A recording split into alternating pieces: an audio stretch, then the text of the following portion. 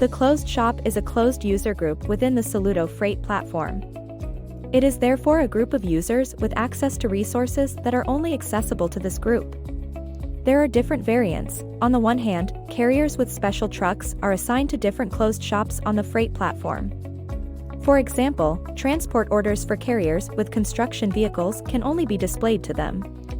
On the other hand, shippers can also create their own closed shop with preferred carriers. In the event of a transport request from the shipper, this is then displayed exclusively to the carriers within the closed shop. The feature is therefore not only interesting for large, globally active companies, but also for niche markets or business areas in which strict transport rules apply. If you would like to participate in the closed shop procedure, please contact us first. We will discuss your requirements with you and then activate you. Once you have been activated for closed shop use, you enter the details of your transport request on the platform as usual.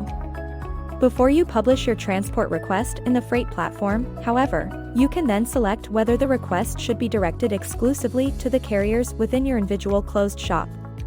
In this case, you only need to toggle the switch here and then click on the blue button to be published to a closed carriers group. The carriers within the closed shop will be notified of the new transport request.